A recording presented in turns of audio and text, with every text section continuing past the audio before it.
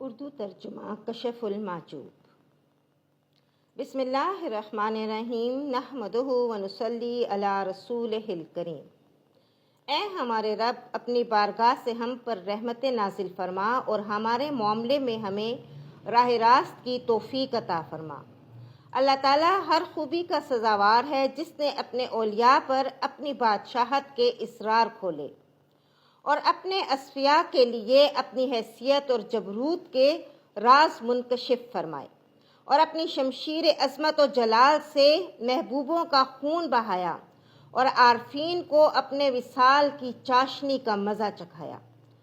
وہی اپنی بے نیازی اور کبریائی کے انوار کے ادراک سے مردہ دلوں کو زندگانی عطا فرماتا ہے اور اپنے اسماء کی مہک کے ساتھ معرفت الہی کی خوشبو سے انہیں لطف اندوز ہونے کے مواقع فراہم کرتا ہے۔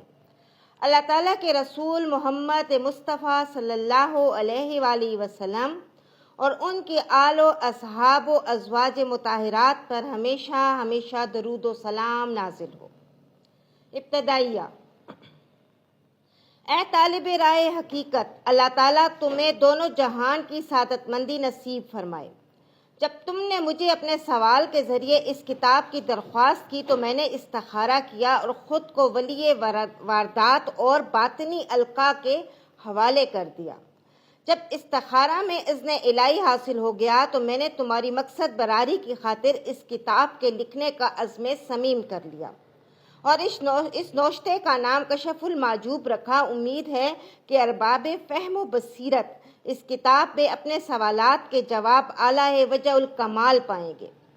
بعدہ اللہ تعالیٰ سے استعانت و توفیق کی استدعا ہے کہ اس نوشتہ کو تمام و کمال کرنے میں مدد فرمائے۔ اظہار و بیان اور نوشت میں اپنی قوت و طاقت پر اعتماد پر بھروسہ کرنا درست نہیں۔ اپنا نام تحریر کرنے کی وجہ۔ شروع میں جو اپنا نام تحریر کیا ہے اس کی دو وجہ ہے۔ ایک وجہ خاص حضرات کے لیے ہے اور دوسری وجہ عام لوگوں کے لیے ہے۔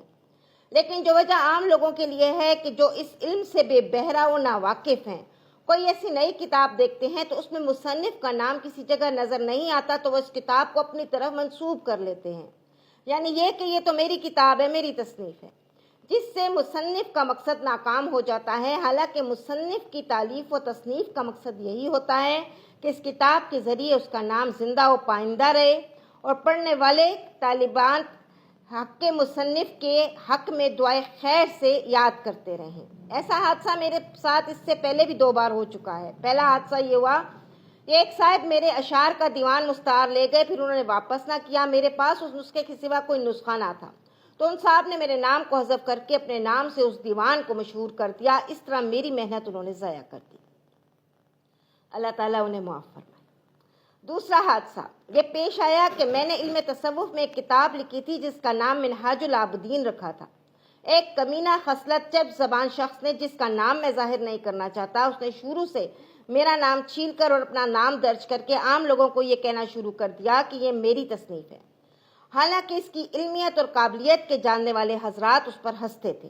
بالآخر اللہ تعالیٰ نے اس شخص پر بے برکتی مسلط کر دی اور اپنی بارگاہ کے طالبوں کی فہرست سے اس کا نام خارج کر دی۔ دوسری وجہ خاص حضرت کے لیے یہ ہے کہ جب وہ کسی کتاب کو اپنے علم کے مطابق اس نظر سے ملاحظہ فرماتے ہیں کہ اس کا مصنف و مؤلف نہ صرف یہ کہ اس علم کا دانا ہے بلکہ وہ اس فن کا ماہر و محقق ہے، تو اس کتاب کی قدر کرتے اور اسے پڑھ کر یاد کرنے کی پوری کوشش کرتے ہیں۔ اس طرح وہ اپنا گوہر مقصود اس کتاب سے حاصل کر لیتے ہیں۔